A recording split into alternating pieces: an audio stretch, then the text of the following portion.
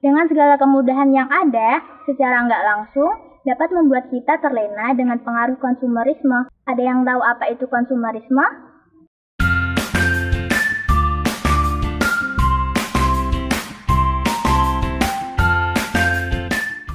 Halo teman-teman, perkenalkan nama aku Niken Zia dari PKHLK Omah Sakap Tandang. Pada video pembelajaran kali ini, aku akan sharing tentang bagaimana pengalamanku mengikuti kelas pendidikan kecakapan hidup dan literasi keuangan atau yang disingkat PKHLK.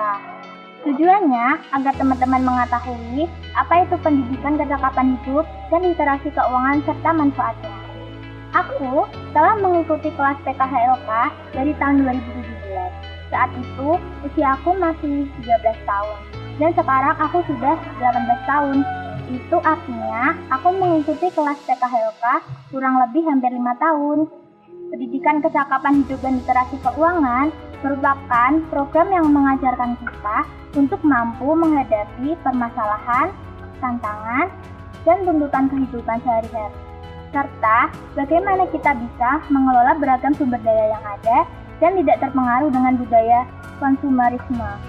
Aku mengikuti kelas PKHLK dengan senang hati dan tanpa paksaan, karena aku menyadari ketika aku mengikuti kelas PKHLK, pada saat itu usiaku masih ada pada masa pubertas atau peralihan dari usia anak ke usia pra-remaja.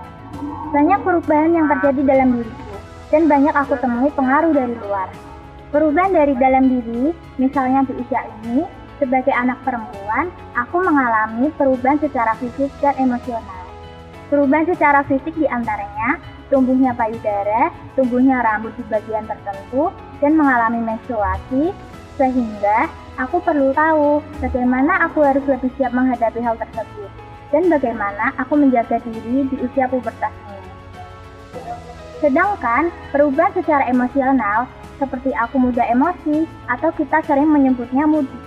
Terkadang aku malas melakukan pekerjaan rumah, malas bersosialisasi dengan orang lain, tapi kemudian aku sadar bahwa untuk menjadi pribadi yang baik, aku harus mau belajar dan mencoba. Dan yang terpenting adalah pengaruh dari luar diri kita.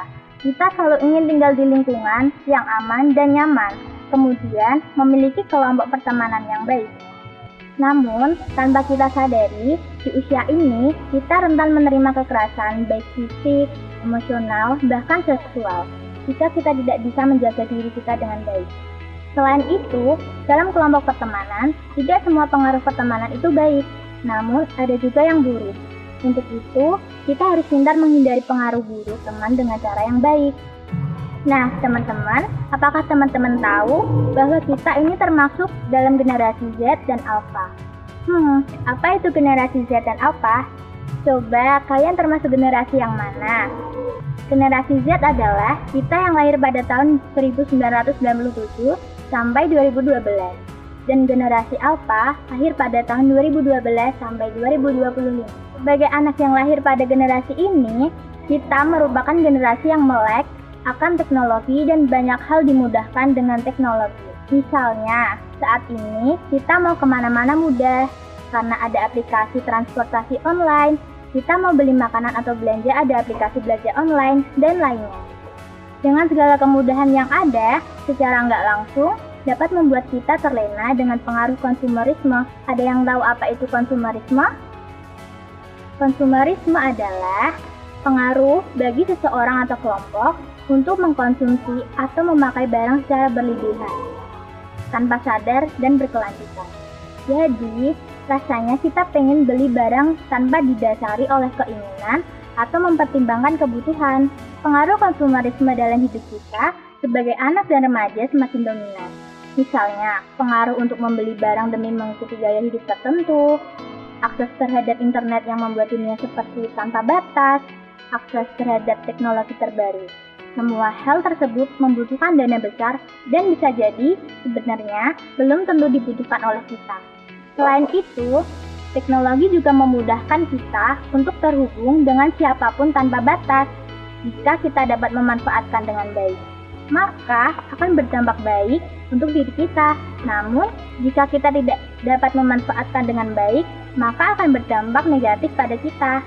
Apakah teman-teman memiliki kelompok yang menyukai atau mengidolakan boyband atau girl band? Lalu, teman-teman kalian membeli barang-barang yang bertemakan boyband atau girl band tersebut. Kemudian, kalian merasa agar bisa kompak dengan mereka, teman-teman juga harus beli barang-barang tersebut. Padahal, belum tentu kalian punya uang yang cukup untuk membelinya. Atau misalnya, teman-teman kalian ada yang merokok, kemudian mereka bilang kalau ingin berteman dengan mereka juga harus ikut merokok. Karena dengan merokok menjadikan kalian keren. Lalu, kalian ikut-ikut mencoba. Padahal kalian tahu, merokok adalah kegiatan yang tidak baik.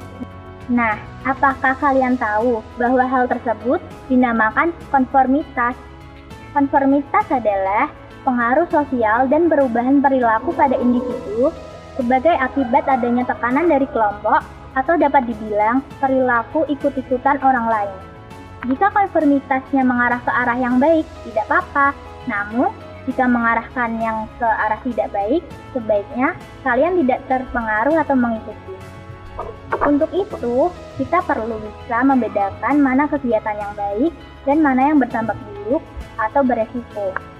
Teman-teman, coba perhatikan berita-berita berikut ini.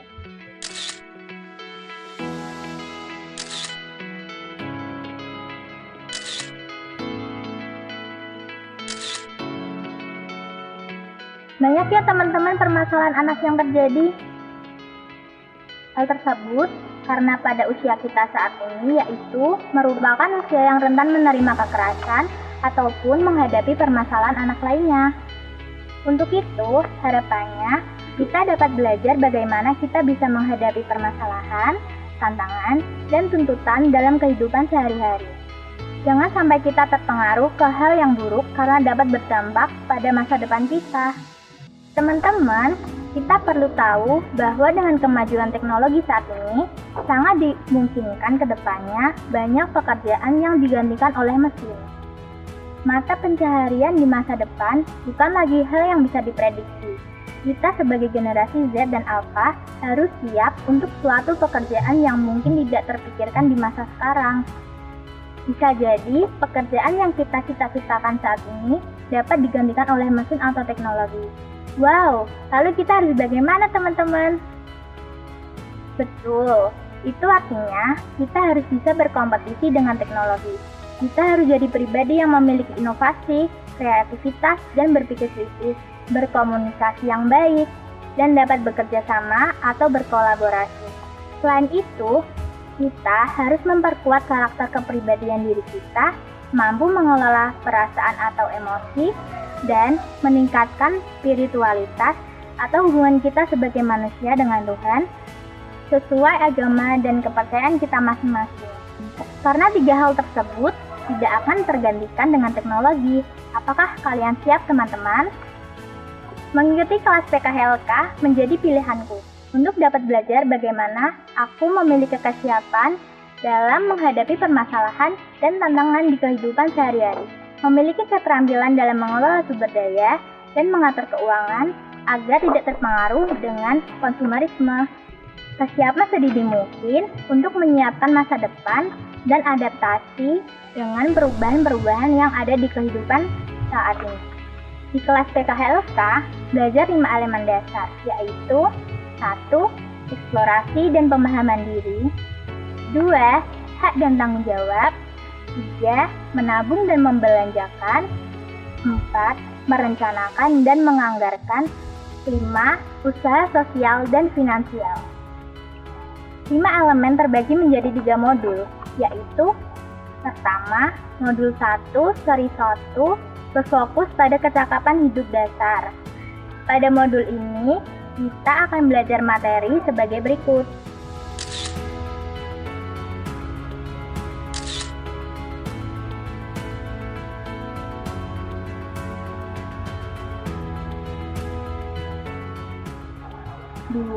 Seri 2 berfokus pada komponen eksplorasi diri, hak dan tanggung jawab, serta menabung dan membelanjakan.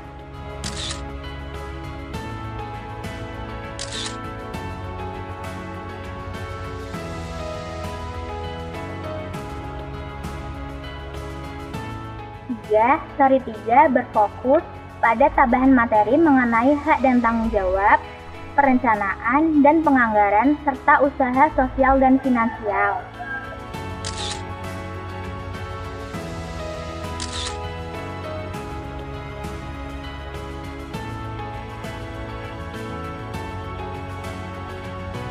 Di kelas PKHLK, kakak fasilitator menyampaikan dengan cara yang menyenangkan. Jadi kita bisa belajar sambil bermain dan aku pun merasa nyaman. Materinya pun terkadang tidak selalu materi yang ada dalam modul. Terkadang materi disesuaikan dengan kebutuhan dan kondisi, seperti saat ini, sedang pandemi. Pernah kita belajar tentang bagaimana kita berdaya dan memanfaatkan waktu luang di masa pandemi. Selain pembelajaran tatap muka, juga ada pembelajaran secara virtual melalui video pembelajaran yang diunggah ke YouTube Si Belajar Official, seperti videoku saat ini.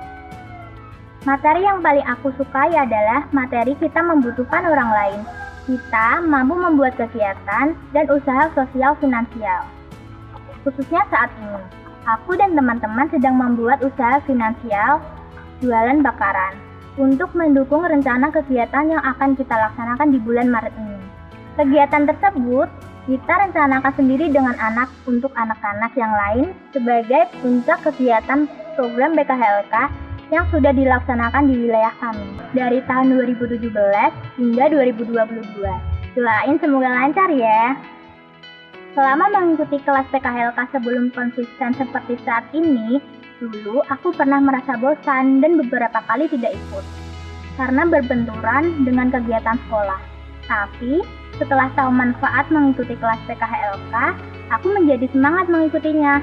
Nah, manfaat mengikuti kelas PKHLK diantaranya mengetahui keistimewaan dan keunikan diri, mengetahui hak dan tanggung jawab, kemampuan untuk mengambil keputusan, memecahkan masalah, berpikir kreatif, berkomunikasi yang baik, dapat membangun hubungan yang baik, kemampuan merasakan situasi dan perasaan orang lain atau empati, kemampuan untuk mengendalikan emosi, kemampuan untuk mengatasi tekanan, kemampuan membedakan kebutuhan dan keinginan, menjadikan kegiatan menabung sebagai kebutuhan, mengelola keuangan dengan baik, mengelola beragam sumber daya, kemampuan membuat perencanaan dan penganggaran, kemampuan membuat kegiatan, belajar membuat usaha sosial dan keuangan yang ramah anak. Nah, banyak banget kan teman-teman? Melalui video ini, aku mengajak teman-teman belajar tentang pendidikan kecakapan hidup dan literasi keuangan. Teman-teman dapat belajar melalui video-video yang diunggah di YouTube ini, ataupun kelas-kelas PKHLK yang ada di wilayah kalian. Oke teman-teman, sekian video ini, semoga bermanfaat untuk kita semua. Jangan lupa untuk share, komen, dan like ya. Nah, ikuti terus kelas PKHLK ya, agar menjadi anak yang berdaya, keluarga bahagia. See you, bye!